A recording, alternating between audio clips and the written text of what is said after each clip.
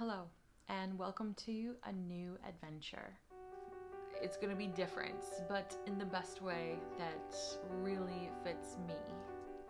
Hello, and welcome to my YouTube channel. I'm Cassandra. I'm gonna get right into it and say that I am on a brand new life adventure.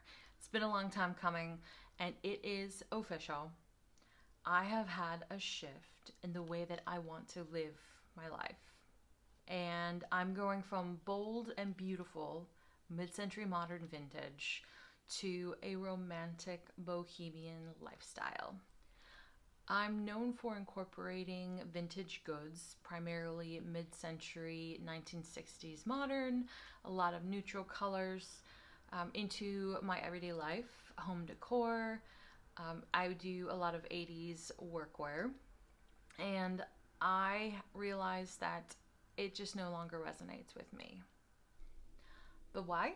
Well, honestly, it's because I realize I am just no longer drawn to mid-century modern in general. I'm kind of getting bored and I'm really uninspired by general neutral tones. And 80s workwear is just too constricted and fussy for me and how I feel. It's really taking away from the joy that I had built up for so long. And so whenever that happens, you know it's time for a big change. And that is what I'm doing. Bohemian romance really resonates with me at the very core of my existence. So this is certainly something that has, again, I've been working on for a long time. I'm really trying to bring out what I feel inside as an artist. Like most people, I have spent years populating Pinterest boards, and over the years I've always gone for neutral 1960s brutalist mid-century modern designs that are very heavy in texture. There's a lot of visual patterns, and I realized that there's always these images that Pinterest suggests to you, right? There's technically a million images that Pinterest suggests to you, but I was always really drawn to the rich, deep jewel tones that a lot of home decor images started being suggested to me contained. So like any sane person, I would always just kind of save these images in like side folders. I knew I wanted to revisit them one day.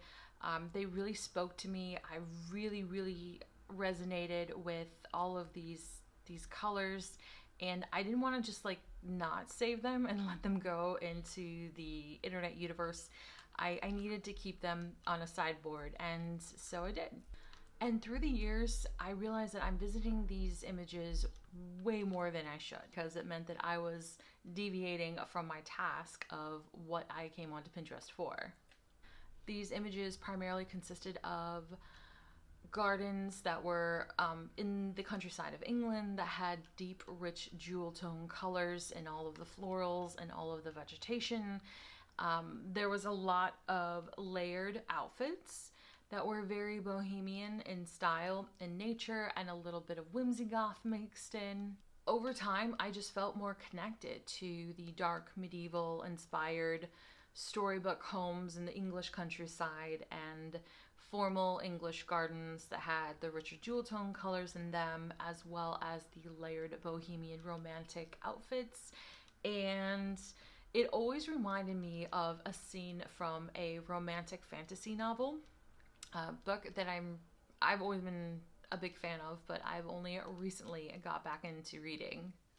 I have been an avid collector of vintage goods and antiques for over 2 decades, and in 2021 I curated my first set of vintage wares, and I set up a booth at a market where I called myself the curious aesthetic purveyor of fine vintage and maker of goods. When I first started the Curious Aesthetic, I collected a lot of mid-century modern vintage goods, cocktail barware, bold and beautiful patterns and designs, And I just kind of picked pieces that really spoke with me at the time. I actually had no idea how much this would take off. I was completely surprised with how much of a desire and a following I started to have with these markets and setting up all of these vintage pieces. The best part of these markets were always hearing your stories of what you saw and like how you connected with each piece. It's really probably the most favorite and memorable part of doing all of these markets. And it was through these markets that I kind of became known as the vintage guru. I had so many people reach out to me via DM and emails and text messages asking how to take care of vintage goods that they already owned, as well as people requesting if I ever came across a particular piece that they were looking for, if I could pick that up for them. This really opened up a new opportunity for me to work with a lot of private clients on a one-on-one basis. I have essentially created myself to be a personal shopper, but for vintage goods. And sometimes it takes a very long time to find pieces. So I'm always bebopping in and out of a thrift store and an estate sale. And so I never know what I'm going to find. So it was really important to me to constantly keep in contact with people who were on a list of sought out pieces that I really needed to find for them. In 2023, I started my blog, CassandraElizabethSilva.com, and that was a main hub space for everyone to kind of come together, read about how to take care of their vintage goods, where to find items, and how to go to an estate sale, as well as how to prepare for an estate sale. There was a lot of times where I would share my personal vintage collection as well. I even set up my own online shop, The Curious Aesthetic Online, and that is where I held all of my inventory items, and people could shop online at their own convenience instead of having to wait for me to announce where I would be at the next market pop-up, as well as what goods I was bringing in to that particular market. Right thereafter I set up The Curious Aesthetic Online, I started this YouTube channel. And this was supposed to be almost a mirror of my blog, so that instead of having to log in to a website, you could just download a video and play it in the background as a podcast.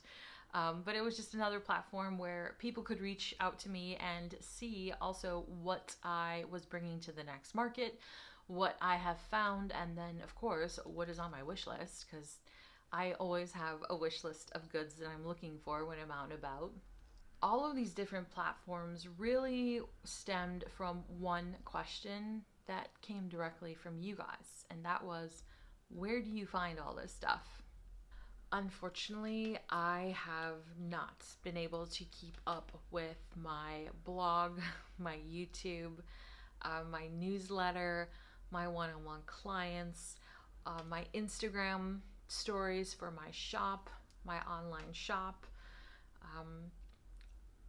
or just general everyday sourcing that I need to do for my shop. And it's been really, really hard.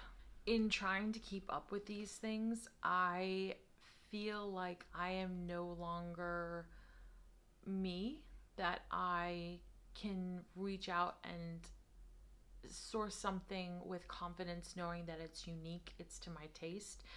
I have been struggling with just sourcing things for the sake of sourcing things, because it's a vintage piece that's not my style, doesn't fit my aesthetic, but maybe somebody else would like it. And I've realized that it's become quite apparent in my shop, and it has exploded out into other platforms where I used to create content, and ultimately I just no longer feel like this is me. It was supposed to be me, but this is no longer me.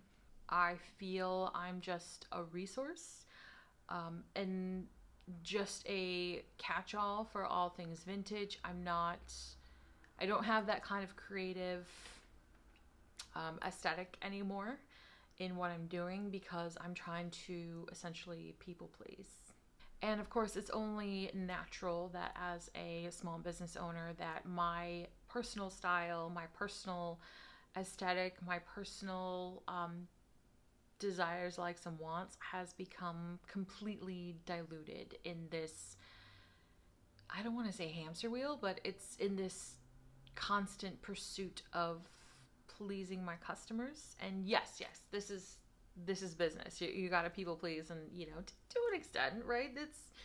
It's that. But I just feel I have deviated so far from the initial intention and style that I had become initially so known for, and now it's just kind of like a little bit of everything all over the place, hodgepodge, and that's just not how I roll these days.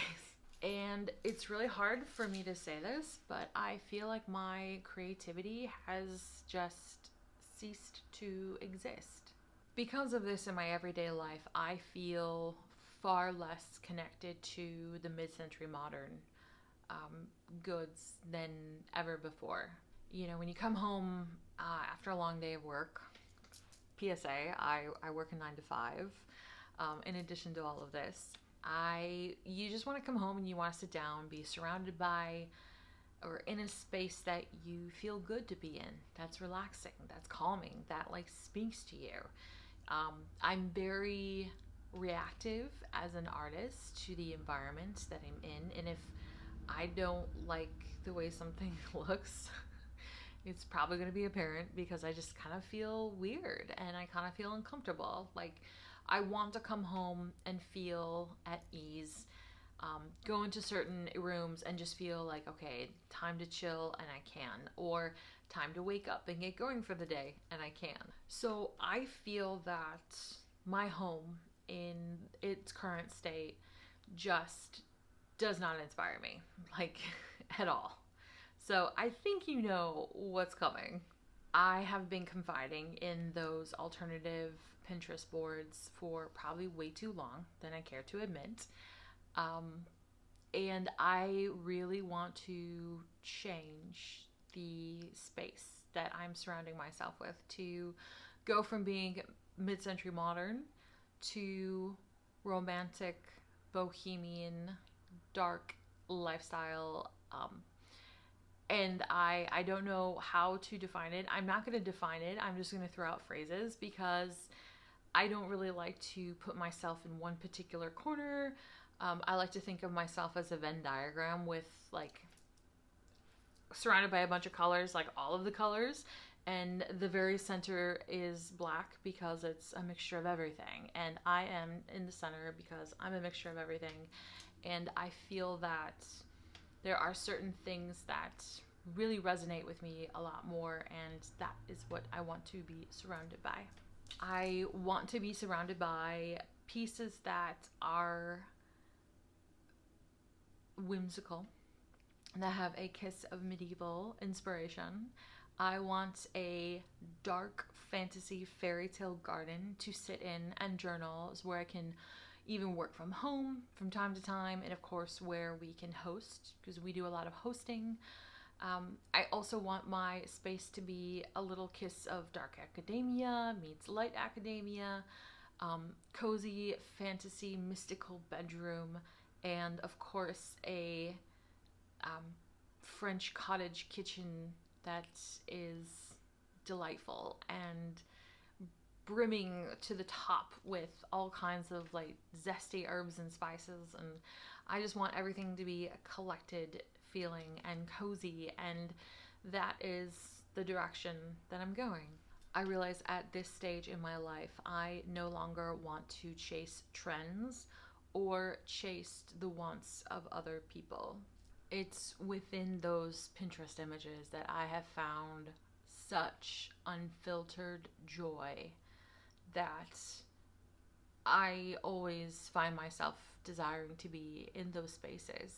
This unfiltered, pure joy has inspired me to change direction of my presence and to reflect my desire to live and share my vision of a bohemian romance lifestyle. And so that is why this channel, my blog, all of my social media, everything is changing direction. Will there still be vintage in my life? Absolutely. There's no way I am not going to have vintage in my life. It's too unique. It's too personal. There's too much character in there. There's nothing like vintage. So it'll always be there. I am no longer going to have the mid-century modern unless it's 1960s brutalist designs that were medieval inspired for sure. But no more geometric sharp lines or anything like that. This is going to be borderline whimsy goth and castlecore, and it's going to be different, but in the best way that really fits me.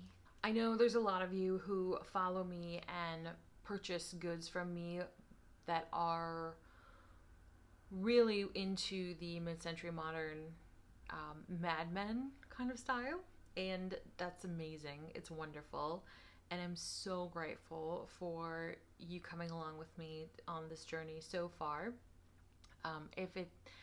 If this new direction does not quite suit you, that is 100% okay.